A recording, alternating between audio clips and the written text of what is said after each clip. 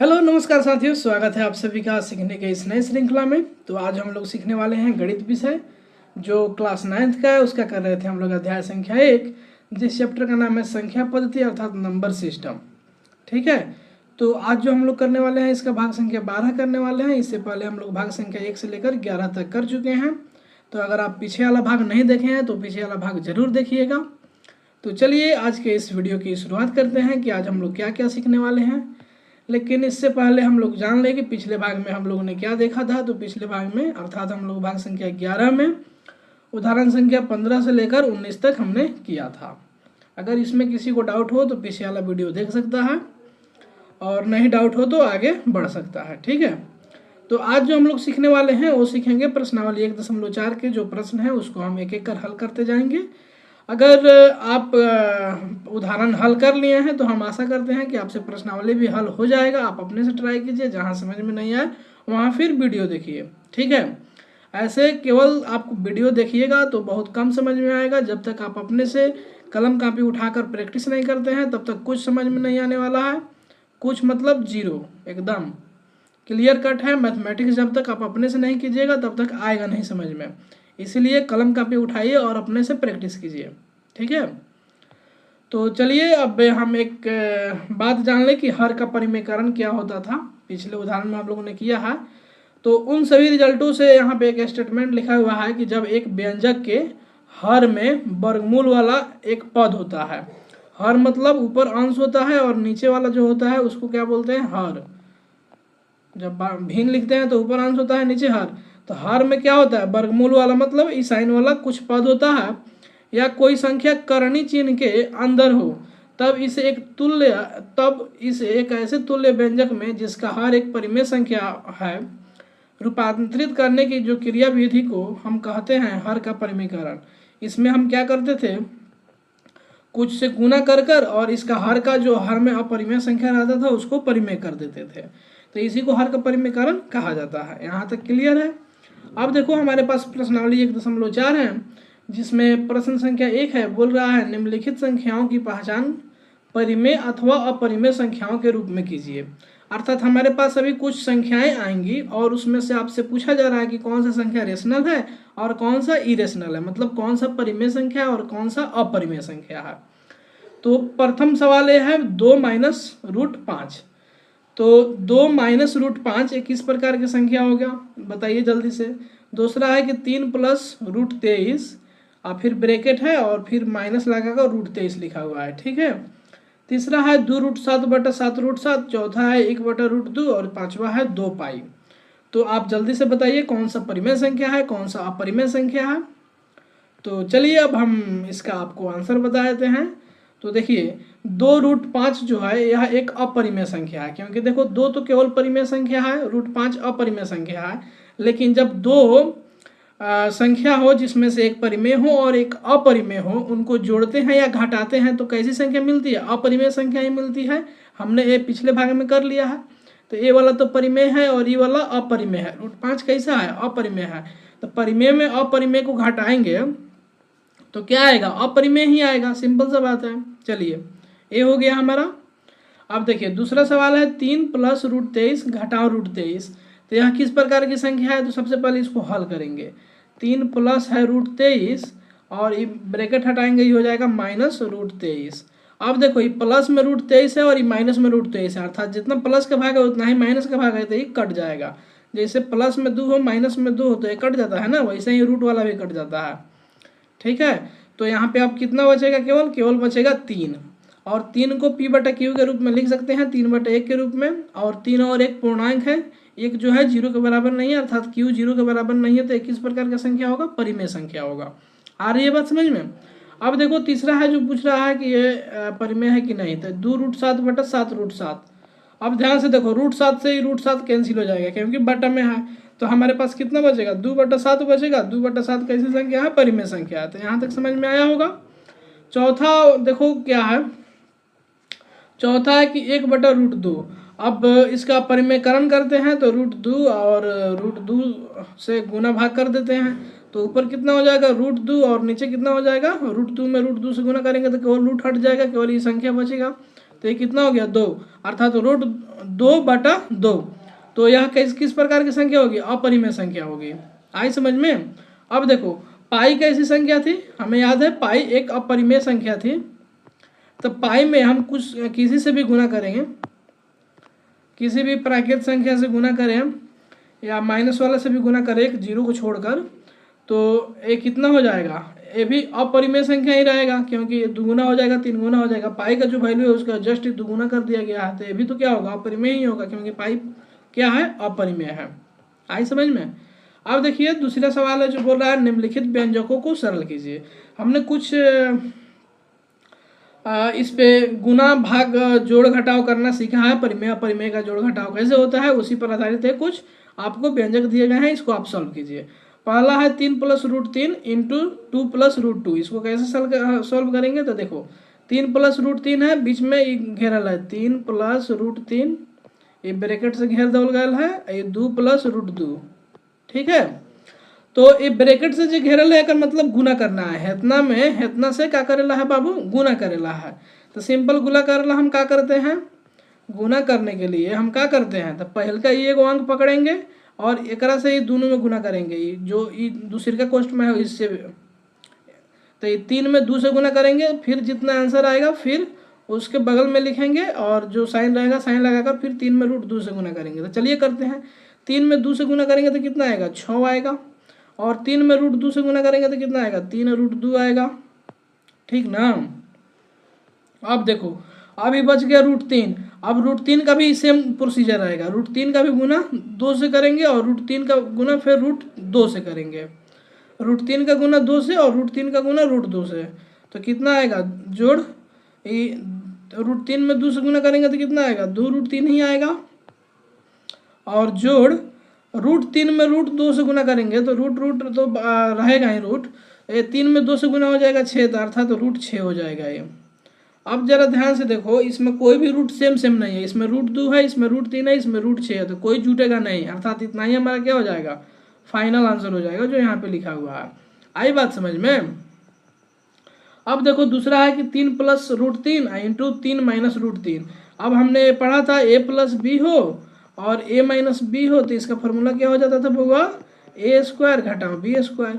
तो यहाँ पे a की जगह क्या है, a बराबर है 3 और b बराबर क्या है बाबू, √3। अगर फार्मूला से बनाओगे तो जल्दी बन जाएगा ना, तो फिर गुना करो a में a से या फिर a में b से, फिर b में a से या फिर b में b से, तो वहीं बतिया आएगा बाद में।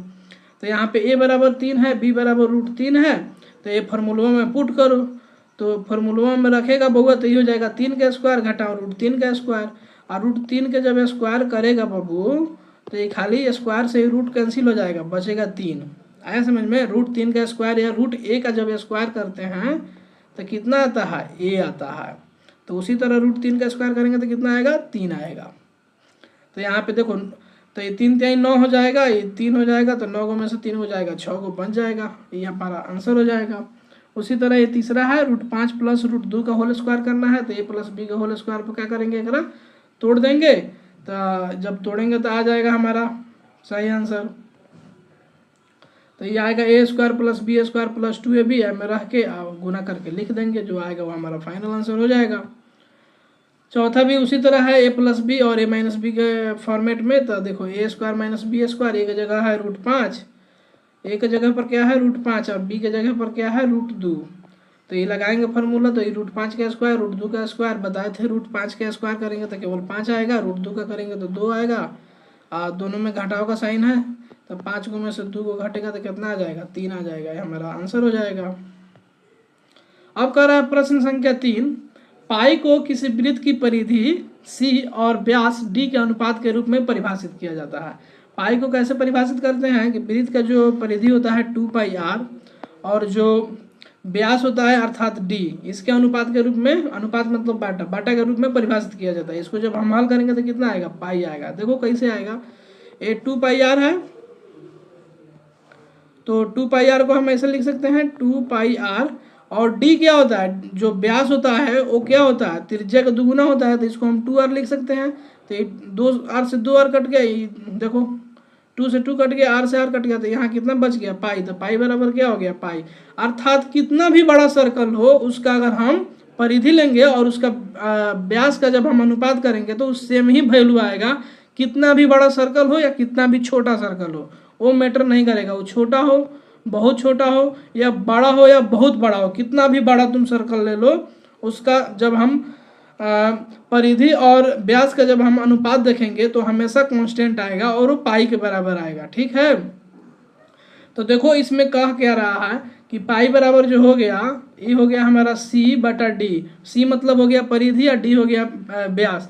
तो यह इस कथन को विरोधाभासित मतलब अंतर विरोध करता है कि पाई एक अपरिमेय संख्या है, क्योंकि इसको लग रहा है ना c भी पूर्णांक है और d भी पूर्णांक है, तभी तो ये कह रहा है कि क्या कि ये परिमेय संख्या है। इस विरोधाभास को आप कैसे सुलझाओगे, तो इसका मतलब ये होगा कि दोनों पूर्णांक नहीं होंगे, अर्थात इसमें से कोई एक क्या होगा, अपरिमेय संख्या होगा, सिंपल। तो इसका मतलब ये है कि इस उक्त कथन में कोई विरोधाभास है ही नहीं, क्योंकि या तो d या c अपरिमेय संख्या है और इसलिए पाई क्या होगा, अपरिमेय संख्या होगा। ये दोनों में से कोई या तो परिधि जो होगा वो अपरिमेय होगा या नहीं तो व्यास जो होगा वो अपरिमेय होगा, तभी तो दोनों का अनुपात करने पर पाई जो अपरिमेय आ रहा है। आई बात समझ में। तो पाई का वैल्यू बदलता नहीं है, कितना भी बड़ा सर्कल हो, कितना भी बड़ा वृत्त हो, कोई फर्क नहीं पड़ेगा। ठीक है, अब देखो बहुत शानदार सा सवाल है एक, प्रश्न संख्या 4, जिसमें बोल रहा है संख्या रेखा पर संख्या एक दिया हुआ है √9.3, इसको क्या करना है, दर्शाना है। किस पर, संख्या रेखा पर। कैसे दर्शाएंगे, तो अभी तक हम लोग ने सीखा था √2 को कैसे दर्शाएंगे, √5 को कैसे दर्शाएंगे, √3 को कैसे दर्शाएंगे। में दशमलव आ गया, इतना बड़ा संख्या भी है, तो ये थोड़ा सा मुश्किल है, लेकिन अगर आप ध्यान से समझेंगे तो समझ लेंगे। तो चलिए देखते हैं इसको कैसे कैसे करना है। तो सबसे पहले हल में लिखा हुआ है कि एक 9.3 सेंटीमीटर का रेखाखंड ए बी खींचेंगे और 1 सेंटीमीटर आगे बिंदु सी तक बढ़ाएंगे। तो सबसे पहले हम पढ़ते जाएंगे, उसके बाद आपको ड्राइंग भी दिखाते जाएंगे। तो यहाँ ध्यान से देखो, ध्यान से अगर देखेगा तो ये पॉइंट हमारा ए है और ये पॉइंट बी है। यहाँ से यहाँ तक ये जो दूरी है कितना है, 9.3 सेंटीमीटर, और फिर इसको 1 सेंटीमीटर आगे बढ़ाया गया है, मैंने बी से सी तक लाया गया है। आया समझ में। अब देखो दूसरा बोल रहा है इस प्रकार बने रेखाखंड AC का लंबसम द्विभाजक खींचिए जो AC को बिंदु O पर काटती है। तो हमने क्या किया, एक कंपास लिया, ठीक है, और यहाँ से पकड़ा, जो डेढ़गोड़िया होता है ना, प्रकाश जिसको बोलते हैं, तो उसका नुकीला वाला भाग यहाँ और पेंसिल वाला भाग यहाँ। तो यहाँ से एक हमने इसके जो AC है इसके आधा लंबाई से ज़्यादा फैलाकर मुंह इसका, ये जो आपको दिख रहा है ना, यहाँ देखो ये जो है, तो ये जो नुकीला वाला पार्ट है इसको A पॉइंट पर फिक्स करेंगे और पेंसिल वाला पार्ट को इसे, ये जो दूरी है AC इसको पूरा फैलाएंगे। AC जो ये दूरी है इससे थोड़ा सा कम करेंगे और इसको कट करेंगे, ठीक, ऐसे एक पॉइंट पर पकड़ के, ठीक ना। तो जब इसको कट करेंगे तो यहाँ पे कट करेगा, फिर सेम यहाँ पे जो C पॉइंट पे है इस नुकीला वाला पार्ट को रखेंगे और फिर इसको कट करेंगे तो ये यहाँ कट करेगा। फिर उसी तरह नीचे भी करेंगे ताकि हमें 2 पॉइंट मिल जाए, ताकि हम एक सरल रेखा खींच पाएँ। तो 2 पॉइंट नीचे भी मिलेगा। अब इन दोनों रेखाओं को क्या करेंगे, स्केल की सहायता लेकर मिला देंगे। जब स्केल की सहायता से इसको मिला देंगे तो ये हमारा जो बिंदु AC पर जो कट करेगा उसको हम O नाम दे दिए, और ये हमारा क्या बनेगा, लंबसम द्विभाजक, अर्थात NA वाला जो दूरी होगा NA के बराबर होगा। इसका मतलब ये हुआ कि जितना दूरी A से O होगा उतना ही दूरी कितना होगा, O से C होगा। आया समझ में, ये दोनों दूरी बराबर होगा। अब जरा ध्यान से देखो, O से C कितना दूरी है, 5, A से C कितना दूरी है बउआ, तो A से B था 9.3, 1 सेंटीमीटर आगे बढ़े थे, मतलब A से C की जो दूरी है 10.3 सेंटीमीटर है, ठीक है। अब जो BC की दूरी है वो कितना है, 1 सेंटीमीटर है। OB का दूरी कितना है, तो OB की दूरी निकालने के लिए हम क्या करेंगे, सबसे पहले OC की दूरी निकालेंगे। तो OC तो ये जितना दोनों तो आधा आधा में बट गया, जितना है न, तो जितना हाई AC होगा उसका अधिया देंगे तो आ जाएगा हमारा OC। तो 10.3 के आधा कर देंगे, मैंने बाटा में 2 कर देंगे तो ये कितना आएगा, 5.15, 5.15 आएगा। तो ये हमारा किसका लंबाई होगा, OC का लंबाई होगा। और OC का लंबाई जब 5.15 होगा तो OB का हम लंबाई निकाल सकते हैं, क्योंकि इससे 1 सेंटीमीटर ही कम है। तो 1 सेंटीमीटर घटा देंगे 5.15 सेंटीमीटर में से, तो कितना आ जाएगा, 4.15 सेंटीमीटर। यहाँ तक आया समझ में? तो फिर हम आगे की बात पढ़ते हैं। अब बोल रहा है AO या CO को वृत्त की त्रिज्या मानकर एक अर्धवृत्त खींचिए।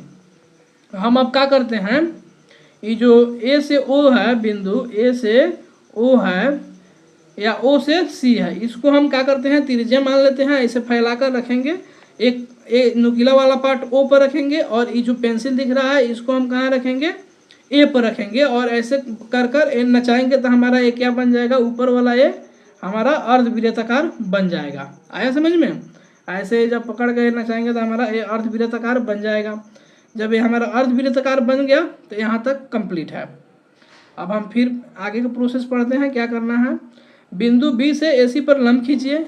अब जो बिंदु B आया है उससे AC पर लंब खींचना है जो अर्धवृत्त की परिधि को D पर काटती है। अब जो BD या BE अभिष्ट √9.3 का संख्या रेखा पर माप होगा। ठीक है, अभी हम देखेंगे कैसे माप है।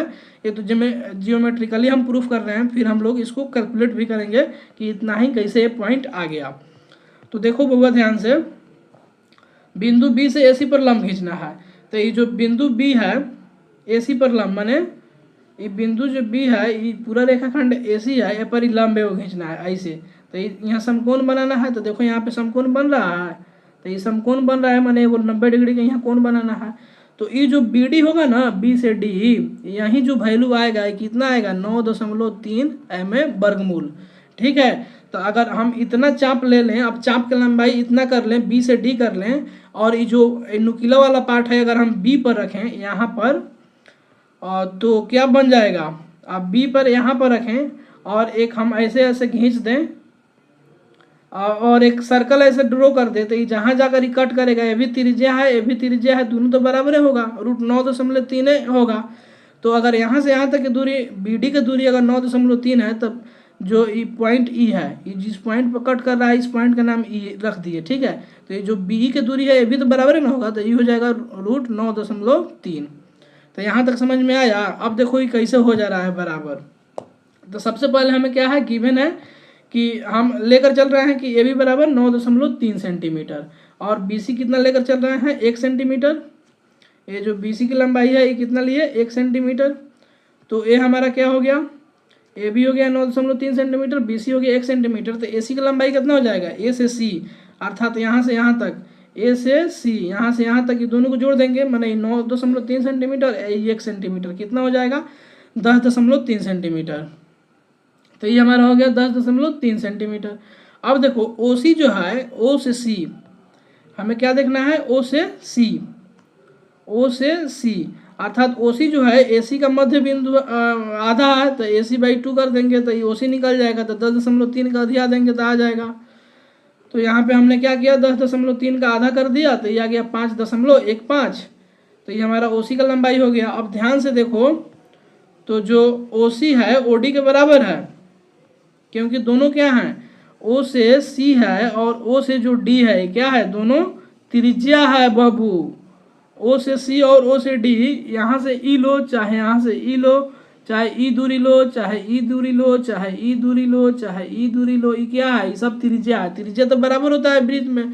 तो O से C की जो त्रिज्या है वहीं त्रिज्या है O से D तक, तो ये दोनों बराबर होगा। इसका मतलब O से D की जो लंबाई होगी वो कितनी होगी, 5.15 सेंटीमीटर। अब जरा ध्यान से देखो, अगर OB की लंबाई 4.15 सेंटीमीटर है और OD की लंबाई 5.15 सेंटीमीटर है, तो इन दोनों रेखा के मदद से हम BD की लंबाई निकाल सकते हैं। वो कैसे निकाल सकते हैं, तो पाइथागोरस प्रमेय का उपयोग करके, क्योंकि यहाँ पर एक समकोण त्रिभुज बन रहा है और हम लोग पाइथागोरस प्रमेय से जानते हैं कि जो कर्ण का स्क्वायर होता है वह बराबर होता है लंब के स्क्वायर जोड़ आधार के स्क्वायर, अर्थात जो H स्क्वायर होता है वह बराबर होता है B square plus P square. H माने हाइपोटेनियस माने कर्ण, लंब मतलब परपेंडिकुलर माने P, आधार मतलब बेस मतलब B। तो जो H स्क्वायर होता है, जो बड़ा भुजवा दिख रहा है ना, इसको H बोलते हैं, इसको P बोलते हैं और इसको B बोलते हैं। ये वाला B है, ये P है और ये H है। आया समझ में ना? तो ये तीनों में एगो रिलेशन होता है, H स्क्वायर बराबर होता है B स्क्वायर जोड़ P स्क्वायर। तो ई अगर समकोण त्रिभुज बनाएगा तो इस संतुष्ट करेगा ही, पाइथागोरस साहब ने प्रूफ कर दिया है। आप क्लास 10th में जाओगे तो इसका प्रूफ भी पढ़ लोगे। अब यहाँ पे केवल उनका स्टेटमेंट से हम काम चला लेते हैं, ठीक है। तो देखो अब समकोण त्रिभुज बन रहा है OBD, तो इसमें हम सेम वही फार्मूला लगाएंगे पाइथागोरस पर में। तो में देखो जो H है वो क्या है, OD है, और जो आपको B दिख रहा है OB है, और ये जो परपेंडिकुलर P जो दिख रहा है BD है। तो इसमें से क्या हो जाएगा, OD के स्क्वायर बराबर BD के स्क्वायर जोड़ OB के स्क्वायर, ये वाला OB का वैल्यू 4.15 है। अब हमें निकालना क्या है, BD निकालना है। तो ई वाला पार्ट के एक पट्टी रखें, एक तरफ रखेंगे और OB स्क्वायर को इधर भेज देंगे, घटा देंगे, जो आएगा उसका कैलकुलेशन कर लेंगे। तो देखो OD स्क्वायर घटा OB स्क्वायर, BD निकालना है। तो देखो ये OD का स्क्वायर करेंगे तो 5.15 सेंटीमीटर का स्क्वायर घटा OB का स्क्वायर माने 4.15 सेंटीमीटर का स्क्वायर, तो ये हो जाएगा BD का स्क्वायर बराबर 5.15 सेंटीमीटर का जब स्क्वायर करेंगे तो ये आएगा 26.525 माने 26.5225, और 4.15 सेंटीमीटर का स्क्वायर करेंगे तो ये आएगा 17.2225 सेंटीमीटर स्क्वायर। सेंटीमीटर का जब स्क्वायर करेंगे तो 2 बार सेंटीमीटर आएगा, इसका मतलब गुना में, इसका मतलब सेंटीमीटर स्क्वायर, ठीक है। जब इसको घटाएंगे तो कितना आएगा, 9.3 सेंटीमीटर स्क्वायर। अब देखो इधर स्क्वायर में है तो बराबर के इस साइड जाएगा तो क्या आ जाएगा, अंडर रूट में आ जाएगा, तो ये अंडर रूट 9.3 सेंटीमीटर स्क्वायर हो जाएगा। अब सेंटीमीटर स्क्वायर माने सेंटीमीटर गुना सेंटीमीटर है, तो 1 सेंटीमीटर बाहर निकलेगा, तो यहाँ से सेंटीमीटर हो गया। तो BD का लंबाई कितना आ गया, √9.3 आया ना, यहाँ तक समझ में आया।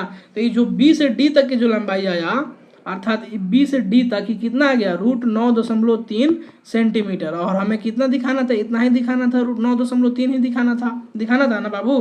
तो ये √9.3 ही दिखाना था, तो हमने क्या किया, दिखा दिया। अब देखो हम क्या करेंगे, BD का ही हम रेडियस बनाएंगे B से D, और एक जो नुकीला वाला पार्ट है इसको B पॉइंट पर रखेंगे, और ये जो पेंसिल वाला पार्ट दिख रहा है उसको D पॉइंट पर रखेंगे, और इसको ऐसे घुमाएंगे तो जिस रेखा पर ऐसे ही काटेगा यही हमारा क्या बन जाएगा, √9.3 ये आएगा हमारा। तो अब इस ध्यान से देखो, तो ये जो B पॉइंट होगा इसका क्या होगा, अगर हम स्केल से देखें, ये हमारे पास स्केल है, तो ये जो आपको स्केल दिख रहा है, तो इसमें ये जो जीरो वाला जो पार्ट दिख रहा है, तो इसमें जो B पॉइंट होगा ये 0 होगा, फिर उसके बगल में यहाँ पे जो C पॉइंट है 1 होगा, उसके आगे फिर 2 दिखाया गया है। देखो √9 का वैल्यू कितना होता है, 3 होता है, तो पक्का है कि √9.3 है, तो इसका जो वैल्यू है 3 से ज़्यादा ही आएगा, मैंने 3 से ज़्यादा आएगा, मैंने 3 से आगे के पॉइंट होंगे, तो ये √9.3 होगा, ये 3 से आगे वाला ही पॉइंट है जो यहाँ पे दर्शाया गया है। आ रहा है समझ में, तो यहाँ तक क्लियर कट है।